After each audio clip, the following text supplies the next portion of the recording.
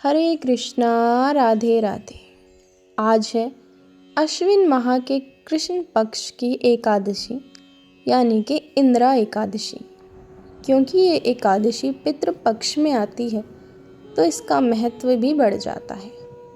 इस एकादशी का व्रत करने से हमारा पुण्य हमारे पितरों को प्राप्त होता है और पितरों को स्वर्ग लोक की प्राप्ति होती है। आइए इस कहानी का श्रवण करते हैं।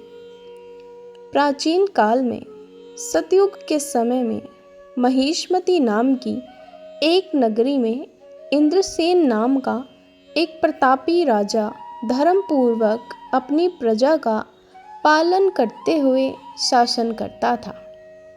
वह राजा पुत्र पौत्र और धन आदि से संपन्न और विष्णु का परम भक्त था।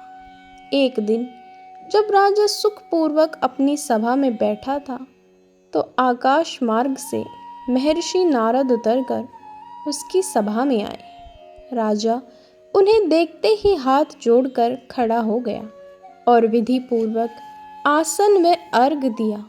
सुख से बैठकर मुनि ने राजा से पूछा कि हे राजन, आपके सातों अंग कुशल पूर्वक तो हैं, तुम्हारी बुद्धि धर्म में और तुम्हारा मन विष्णु बुद्धि में तो रहता है। देव ऋषि नारद की ऐसी बातें सुनकर राजा ने कहा, हे महर्षि, आपकी कृपा से मेरे राज्य में सब कुशल है तथा मेरे यहाँ यज्ञ कर्मादि सुकृत हो रहे हैं। आप कृपा करके अपने आगमन का कारण कहिए। तब ऋषि कहने लगे कि हे राजन, आप आश्चर्य देने वाले मेरे वचनों को सुनो। मैं एक समय ब्रह्मलोक से यमलोक को गया।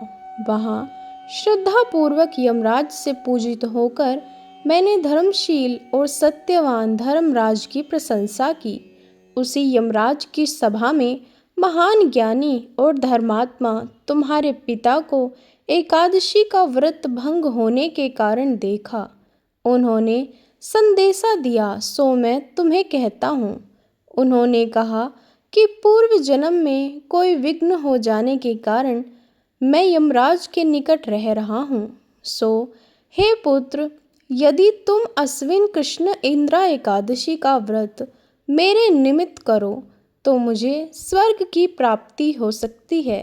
इतना सुनकर राजा कहने लगा कि हे महर्षि, आप इस व्रत की विधि मुझसे कहिए। नारद जी कहने लगे, अश्विन माह के कृष्ण पक्ष की दशमी के दिन प्रातःकाल श्रद्धा पूर्वक स्नान आदि से निवृत्त होकर पुनः दोपहर को नदी आदि में जाकर स्नान करें। फिर श्रद्धा पूर्वक पितरों का श्राद्ध करें और एक बार भोजन करें। प्रातःकाल होने पर एकादशी के दिन दातून आदि करके स्नान करें। फिर व्रत के नियमों को भक्तिपूर्वक ग्रहण करता हुआ प्रतिज्ञा करें कि मैं आज संपूर्ण भोगों का त्याग कर निराहार एकादशी का व्रत करूँगा।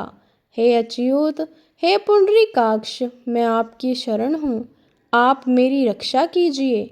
इस प्रकार नियम पूर्वक शालिग्राम की मूर्ति के आगे विधि पूर्वक श्राद्ध करके योग्य ब्राह्मणों को फलाहार का भोजन कराएं और दक्षिणा दें। पितरों के श्राद्ध से जो बच जाए उसको सूंघ कर गौ को दे तथा धूप दीप गंध पुष्प निवेद्य आदि सब सामग्री से ऋषिकेश भगवान का पूजन करें। रात में भगवान के निकट जागरण करें। इसके पश्चात द्वादशी के दिन प्रातः काल होने पर भगवान का पूजन करके ब्राह्मणों को भोजन कराएं। भाई बंधुओं, स्त्री और पुत्र सहित आप भी मौन होकर भोजन करें। नारद जी कहने लगे कि हे राजन, इस विधि से यदि तुम आलस्य रहित होकर इस एकादशी का व्रत करोगे तो तुम्हारे पिता अवश्य ही स्वर्ग लोक को जाएंगे। इतना कहकर नारद जी अंतर ध्यान हो गए।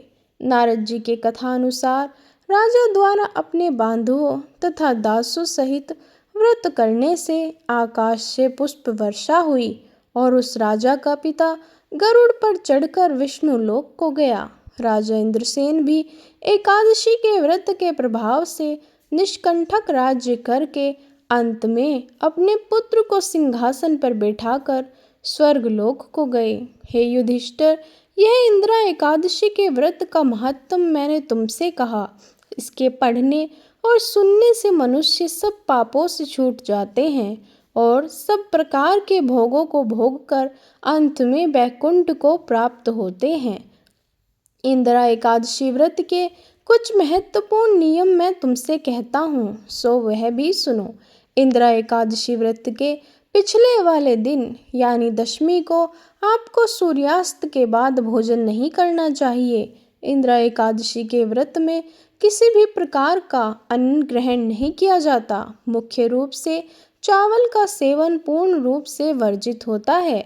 साथ ही साथ जो व्यक्ति इस एकादशी के व्रत को नहीं रखता उन्हें भी चावल का त्याग कर देना चाहिए। एकादशी व्रत में आप जितना कम हो सके उतना कम बोलें ताकि आपके मुंह से किसी भी प्रकार का अपशब्द ना निकले। यह कथा सुनने वाले अंत में भगवान श्री कृष्ण का जयकारा जरूर लगाएं।